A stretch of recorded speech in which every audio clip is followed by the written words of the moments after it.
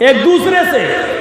غزوہ تبوک کا منظر جانتے ہو نا؟ غزوہ تبوک ایک جنگ ہوئی تھی، غزوہ تبوک کے نام سے. تقریباً مدینے سے 1200 تقریباً اللہ کے نبی صلی اللہ علیہ وسلم جہاں تھے وہاں سے 1200 کلومیٹر دور جانا تھا. اعلان ہو گیا کہ تبوک کے لیے لوگ نکلیں. یہ واقعہ سن لیجئے گا، بہت دلچسپ واقعہ سنا رہا ہوں، یہاں سے آپ کو اندازہ لگے گا. اللہ کے نبی نے اعلان کیا تبوک کے لیے نکلنا ہے، اور کتنے کلومیٹر کا سفر ہے معلوم ہے؟ 1200. یہاں سے دلی ہے تقریباً 1200 کلومیٹر، 1300 1400. 1200 کلومیٹر کا سفر، 1200. اور ٹرین کا زمانہ نہیں، فلائٹ کا دور نہیں، اونٹ پر گھوڑوں پر سفر کر کے جانا ہے، وہ بھی جہاد کے لیے جانا ہے. اور سنیے گا میرے بھائیوں، آپ لوگ اچھی طریقے سے سمجھ جائیں گے. فصل پک کر تیار ہو چکی ہے، کھجور کے درخت لگے ہوئے ہیں، کھجور پک کر تیار. 1-2 دن میں مال کٹنے والا ہے اور مارکیٹ میں جانے والا ہے. پورے سال کا خرچہ صحابہ کرام کا انہی کھجوروں پر ہوتا ہے. صحابہ کرام کا پورے سال کا گزر بسر اسی کھجوروں پر ڈیپینڈ کرتا ہے. کھجور کی فصل پک کر تیار، 2 دن رہ گئے کٹنے میں، لیکن اللہ کے نبی نے کہا کھجور کی فصل کو چھوڑنا ہے اور کل ہی یہاں سے نکلنا ہے. چلو ٹھیک ہے، اب صدقہ لاؤ، خیرات لاؤ، جس کے پاس جو ہے وہ دے دے، جس کے پاس جو مال ہو. بھائی سفر کریں گے، کچھ خرچہ بھی چاہیے، کپڑا چاہیے، تیر چاہیے، گھوڑے چاہیے، تلواریں چاہیے، نیزے چاہیے، یہ ساری چیزیں. اور پھر اتنی دور کا سفر 1200 کلومیٹر کا، کچھ کھانے پینے کی چیز ہو، زیادہ راہ بھی تو ہونا چاہیے راستے کے لیے. تو جس کے پاس جو ہو وہ لے آئے. حضرت عمر فاروق نے کہا آج اچھا موقع ہے، آج میں اللہ کے رسول کو اپنے گھر کا آدھا مال دے دوں گا. آج میں ابو بکر صدیق سے نیکیوں میں آگے نکل جاؤں گا. ابھی تک تو نہیں نکل پایا، ہر معاملے میں ابو بکر آگے، ابو بکر آگے. آج میں ابو بکر سے نیکیوں میں آگے نکل جاؤں گا. دیکھیے نیکی کا جذبہ، دیکھیے نیکی کا جذبہ. حضرت ابو بکر نے کہا آج میں نیکیوں میں آگے نکل جاؤں گا. حضرت عمر نے کہا آج میں ابو بکر سے نیکیوں میں آگے نکل جاؤں گا. سب لوگ اپنے اپنے گھر چلے گئے، اور جس کے پاس جو طاقت تھی، جو حیثیت تھی، جو استطاعت تھی، جو وسعت تھی، وہ لایا اور اپنی مرضی سے لاتا گیا اور دیتا گیا. حضرت ابو بکر بھی لائے اور حضرت عمر بھی لائے. سب سے زیادہ مال حضرت عمر فاروق لائے. لائن ڈھیر لگ گیا. آپ نے عمر کا مال دیکھا، کہا عمر اتنا لائے ہو. سمجھ رہے نا میری بات؟ کبھی دھیرے بولتا ہوں، کبھی زور سے، تاکہ آپ کو سمجھا سکوں. اللہ کے نبی نے کہا عمر اتنا لائے ہو، سب سے زیادہ تمہارا مال. فرمایا جی. اچھا تو گھر میں کیا چھوڑا؟ آئے عمر یہ لائے ہو تو گھر میں کیا چھوڑا؟ فرمایا اللہ کے رسول جتنا تھا آدھا لایا. 2 چادر تھی 1 لایا، 2 برتن تھے 1 لایا، 2 گھوڑے تھے 1 لایا. یعنی اپنے گھر کا سارا سامان 2 حصوں میں بانٹا، 1 لایا اور 1 گھر پہ چھوڑ دیا. آدھا مال لایا اور آدھا گھر پہ چھوڑ دیا. آدھا مال لایا اور آدھا مال گھر پہ چھوڑ دیا. اللہ کے نبی نے فرمایا اللہ تمہارے مال میں برکت عطا فرمائے. ابو بکر صدیق کا مال تھوڑا سا تھا، تھوڑا تھا. آپ نے فرمایا ابو بکر تم کیا لائے ہو؟ عمر فاروق کے مال کو دیکھ کر ابو بکر صدیق کا مال کچھ نہیں تھا، کچھ نہیں.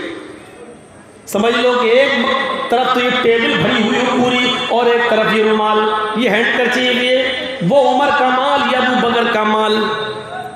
عمر کا مال یہ تو فرمایا آدھا گھر پہ چھوڑ دیا، آدھا لایا. فرمایا اللہ تمہارے مال میں برکت دے. اے ابو بکر تم کیا لائے ہو؟ ابو بکر نے کہا یہ. فرمایا اگر یہ تم لائے ہو تو گھر میں کیا چھوڑا ہے؟ گھر میں کیا چھوڑا ہے؟ حضرت ابو بکر صدیق فرماتے ہیں اسم اللہ، گھر میں صرف اللہ کا نام چھوڑ کر آیا ہوں، اللہ اور اس کے رسول کی محبت کو چھوڑ کے آیا ہوں۔ اے اللہ کے رسول، میرے گھر میں جو کچھ بھی تھا سب کچھ اٹھا کر لایا ہوں اور میں نے یہاں لا کر رکھ دیا ہے، گھر پہ میں نے کچھ نہیں چھوڑا، صرف اللہ کا نام چھوڑا ہے، اللہ اور اس کے رسول کی محبت کو چھوڑ کر آیا ہوں۔ جس وقت حضرت ابو بکر یہ بیان کر رہے تھے، اللہ کے نبی صلی اللہ علیہ وسلم کی آنکھوں میں آنسو تھے، رو رہے تھے، اور فرمایا ابو بکر تم گھر سے سارا مال لائے ہو، ہاں گھر میں اللہ اور اس کے رسول کی محبت چھوڑ کے آئے ہو؟ فرمایا ہاں۔ اتنا کہنا تھا کہ ادھر حضرت عمر فاروق چیخ پڑے اور کہنے لگے اے ابو بکر، میں تم سے نیکیوں میں کبھی آگے نہیں نکل سکتا، میں کبھی نیکیوں میں تمہارا مقابلہ نہیں کر سکتا، میں سوچ رہا تھا آج آدھا مال لاؤں گا اور میرا مال سب سے زیادہ ہوگا اور میں نیکیوں میں آپ سے آگے نکل جاؤں گا، لیکن آپ گھر کا سارا مال لائے، اگرچہ وہ میرے مال سے کم تھا لیکن گھر میں کچھ نہیں چھوڑا، سب اٹھا لائے اپنی حیثیت کے مطابق۔ تو اللہ یہ نہیں دیکھتا ہے کہ کس کا کتنا کیا مال ہے، وہ تو نیت دیکھتا ہے۔ میں تو آدھا چھوڑ آیا ہوں، آپ تو کچھ بھی نہیں چھوڑ آئے ہو۔ اے ابو بکر، حقیقت میں نیکیوں میں کبھی آگے نہیں بڑھ سکتا ہوں اور نیکیوں میں کبھی آپ کا مقابلہ نہیں کر سکتا ہوں۔ آپ پہلے بھی فسٹ تھے، آج بھی فسٹ ہو، اور قیامت تک اگر اللہ نے آپ کو عمر دی تو قیامت تک فسٹ رہو۔ نیکیوں میں آگے بڑھنے کی کوشش کرنا چاہیے۔ حضرت عمر نے کی تھی، یہ الگ بات ہے کہ نہیں ہو پائے تو نیکیوں میں ایک دوسرے سے آگے بڑھنے کی کوشش کرو میرے ساتھیوں، ایک دوسرے سے آگے بڑھنے کی چاہت ہونی چاہیے، لیکن ریا اور نمود و دکھاوا نہیں۔ اگر کوئی آدمی 100 روپے دے رہا ہے تو آپ 150 دیجئے، لیکن دکھاوا نہیں ہونا چاہیے۔ اگر کوئی 500 دے رہا ہے تو آپ 600 دینے کی کوشش کرو، لیکن دکھاوا نہیں۔ اگر کوئی صرف 5 وقت کی نماز پڑھ رہا ہے تو آپ تہجد گزار بنیے، لیکن دکھاوا نہیں۔ اگر کوئی تہجد گزار بھی ہے تو آپ چاشت اور اشراق کی نماز بھی پڑھنا شروع کر دیجئے، لیکن نیت یہ ہونی چاہیے کہ ہم نیکیوں میں اس سے آگے بڑھ جائیں، یہ نہیں ہونی چاہیے کہ وہ برباد ہو جائے اور ہم اس سے آگے بڑھ جائیں۔ اگر کوئی آدمی کما رہا ہے پیسہ تو آپ اس سے زیادہ کمائیے، کوئی بری چیز نہیں ہے، لیکن اس کو برباد کر کے، ہم اس کو تباہ کر کے، اس کو نقصان پہنچا کر ہمارا ہی راج چلے اور وہ برباد ہو جائے، یہ غلط ہے۔ میرے بھائیوں، مال دولت میں ایک دوسرے سے آگے بڑھو، کوئی تمہیں نہیں روک رہا ہے، لیکن کسی کو نقصان پہنچا کر اور حسد اور کینہ اور بغض اور عناد اور دشمنی رکھ کر آپ کسی کو نقصان پہنچا کر آگے بڑھتے ہیں تو یہ غلط ہے۔ فرمایا اللہ کے نبی نے بادروا بالاعمال سبعا، بادروا بالاعمال سبعا هل تنتظرون الا فقرا منسيا او غنى مدغيا او مرضا مفسدا او حرما مفندا او موتا مجهزا او الدجال فشر غائب ينتظر او الساعة فالساعة وادها وامر رواه الترمذي في ابواب الزهد۔ اس حدیث کو امام ترمذی ابواب الزهد کے اندر لائے، فرمایا اللہ کے نبی صلی اللہ علیہ وسلم نے 7 چیزوں کے آنے سے پہلے نیک کام کر لو، ان 7 چیزوں کا انتظار مت کرو۔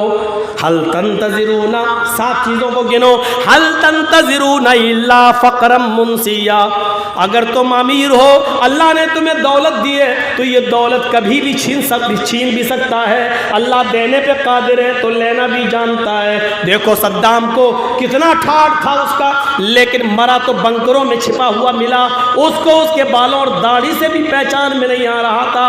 اگر اللہ کسی کو حکومت دینا جانتا ہے تو حکومت چھیننا بھی جانتا ہے، اگر کسی کو دولت سے نوازتا ہے تو دولت چھین کے بھی آزماتا ہے۔ فرمایا اگر اللہ نے تمہیں بہت زیادہ دولت سے نوازا ہے تو غریبی آنے سے پہلے نیک کام کر لو، ایسا نہ کرو کہ غریبی کا انتظار کرو گے، جب تمہارے پاس کچھ نہیں رہے گا تو عبادت کرو گے نہیں کر پاؤ گے۔ نیک اعمال کرنے میں جلدی کرو، ان 7 چیزوں کے آنے سے پہلے۔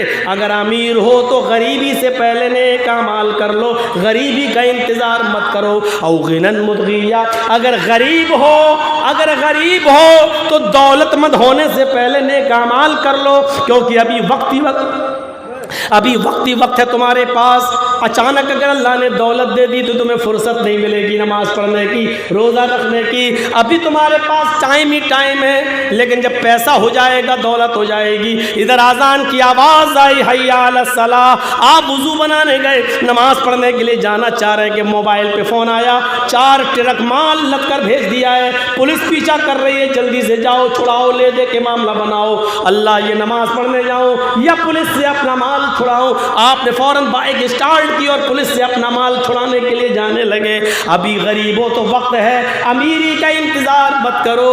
2 چیزیں, امیر ہو تو غریبی کا انتظار نہ کرو, ایک چیز, اور غریب ہو تو امیری کا انتظار مت کرو, یہ 2 چیزیں ہو گئیں.